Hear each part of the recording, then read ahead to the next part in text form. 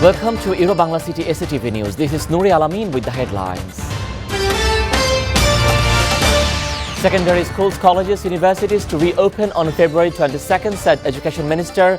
Government prepares to implement new curriculum from 2023. 10 lawyers of the Supreme Court have sent a legal notice to make the country's customs law in Bengali. Bangladesh, Australia expressed confidence to realize immense potentials to emerge as key trade partners.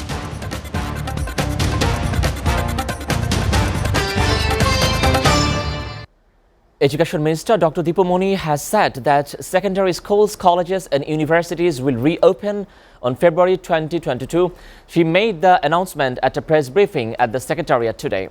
Dipumoni said the decision over the reopening of primary schools will be taken 2 weeks later. Now only the students who received 2 doses of vaccine against COVID-19 will be allowed to attend the classes. She also said that all must have been to follow the health guidelines strictly. Earlier on Wednesday night, the National Technical Advisory Committee formed to tackle the COVID-19 pandemic advised the government to reopen the educational institutions across the country from February 22nd as infections rate has gone down. The government continues all-out preparations to implement the new curriculum for pre-primary to higher secondary levels from 2023, aiming to ensure for timing befitting and quality education in the country. As part of the preparations, the piloting of the new curriculum will start at 62 secondary schools across the country once the educational institutions reopen. In September last year, Prime Minister Sheikh Hasina approved the outline of the new curriculum, which is set to be implemented in phases from January 2023, and it will fully be implemented by 2025. Education Minister Dr. Dipumoni has said there is an initiative in the new curriculum to make reading and learning enjoyable for the children. 10 lawyers of the Supreme Court have sent a legal notice to make the country's customs law in Bengali. The notice has been given for translation of the all basic laws including civil, criminal, penal code, testimony law into Bangla.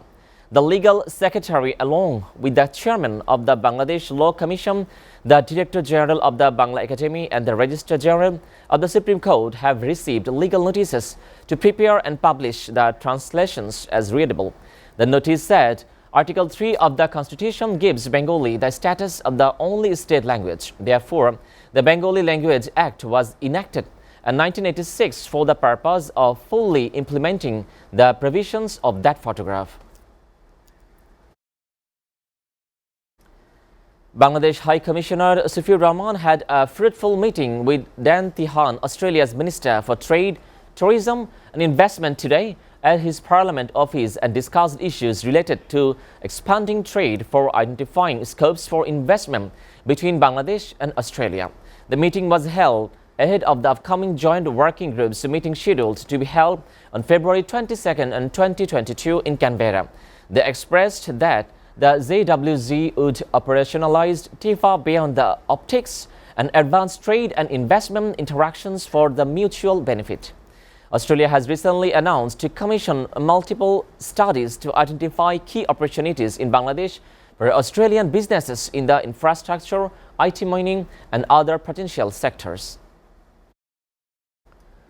Chittagong Wasa is working to install 173 fire hydrants in the city to provide easy access to water for the fire service during a fire. The Wasa has launched new projects to increase water supply, especially when it's needed in time to fire emergency. The fire hydrants will be installed in 41 wards of the city. So far, the fire hydrants have been installed at 29 points.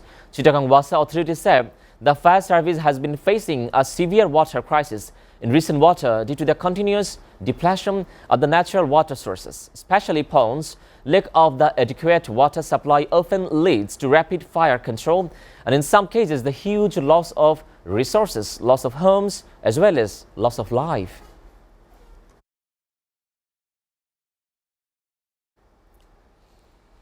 Viewers, we are taking a short break. Stay with Bangla City SATV News.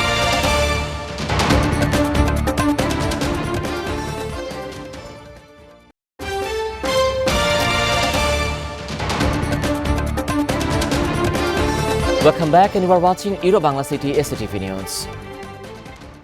Let's take a look at what's going on in the world now. At least 13 women and girls, including a child, were killed on Wednesday after falling into a well during a wedding celebration. This tragedy happened in the Nebula Nogunia village in the Kushinagar district of Uttar Pradesh on Wednesday. Several women and girls were standing on the well during the haldi ceremony of the when iron grill over the well suddenly gave way and they fell inside.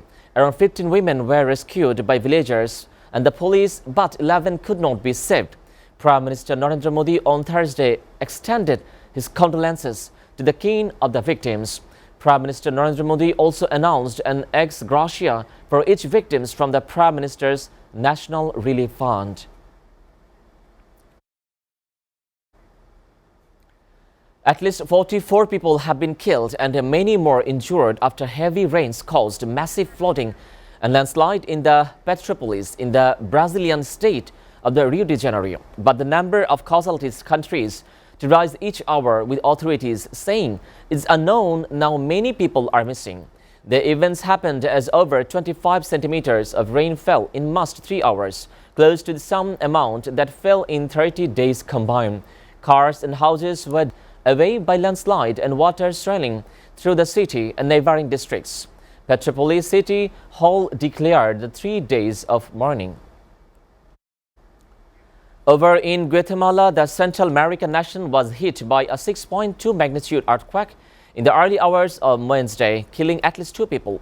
Authorities also say the region's San Juan Bostia crouched on badly damaged. The quake also caused trips, the collapse as well as landslide that blocked roads. While the damage from the latest quake is assessed to have been mild, residents are on high alert as the initial quake was followed by 2 aftershocks above the magnitude 4.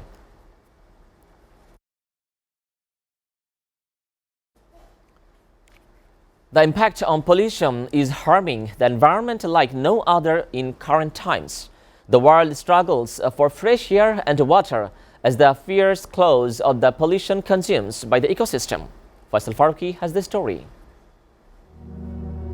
Pollution is already a huge threat to the world as everyone struggles to fight against it to save the nature. Medicines and pharmaceutical waste possesses the greatest threats to the world's rivers. The Blue River in Tunis is the worst victim in this case. Various kinds of drugs such as paracetamol, nicotine, caffeine and epilepsy drugs were widely detected. The impact of many of the most common pharmaceutical compounds is largely unknown. An estimated 350,000 different manufactured chemicals eventually end up in the environment, causing unimaginable harm and threat to our future. Meanwhile, UN said pollution from pesticides, plastics and electronic waste is causing at least 9 million premature deaths a year, which is more than the cause of death due to COVID. On the flip side, the torrent of man-made chemical and plastic waste worldwide has massively exceeded limits safe for humanity or the planet. However, when will be the necessary steps taken and when will all go eco-friendly? This is the question that arises. Faisal Faruqi, SATV News Desk. One of the most iconic landmarks in the United States is the Hollywood sign located in Los Angeles. But on Wednesday, the more than 15-meter tall letters were replaced with Rams House to celebrate the LA Rams Super Bowl victory on Sunday. Fans also hit the streets and streets of Los Angeles to celebrate the win with a massive victory parade. The Los Angeles Rams defeated the Cincinnati Bengals 23-20 in Super Bowl 56. Australian authorities are searching for the white shark that killed a man in Sydney's first fatal attack in 59 years on Wednesday. Most of the city's beaches were shut on Thursday, with swimmers banned from the water after Wednesday attack. Authorities said that the male victim was mauled by a white shark just off the Little Bay in East Sydney. Officials have not yet identified the man.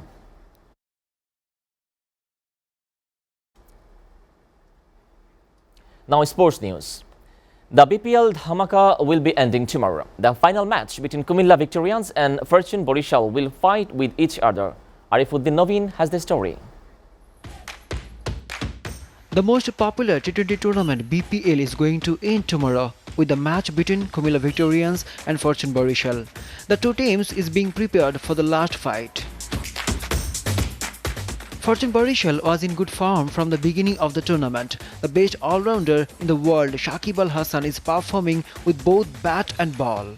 Meanwhile, the young batsman Munim Shauriyar and Chris Gayle is also in good form. They both are game-changing players. On the other hand, Mehdi Hassan Rana and Mujibur Rahman may be the dreadful for the Victorians batters.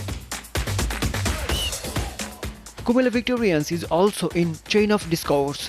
It has lot of big fishes. Fab du Plessis and Moeen Ali may take a tough test of the bowlers of Fortune Borishal with their aggressive batting. On the flip side, Sunil Narayan may be dreadful for the batters of Fortune Borishal.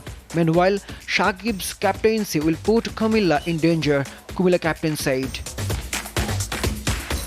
It is not only the match between Comilla Victorians and Fortune Borishal, it's a match between teacher and student as well.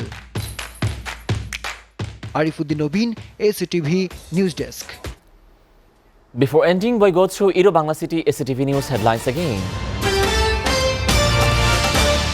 Secondary schools, colleges, universities to reopen on February 22nd, said Education Minister.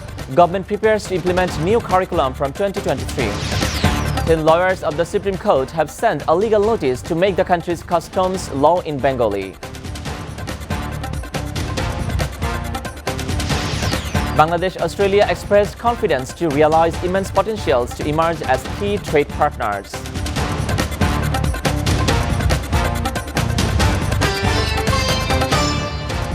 You are up to date with the Indo Bangla City SATV News, and to know the latest news, visit www.satv.tv. Stay with SATV.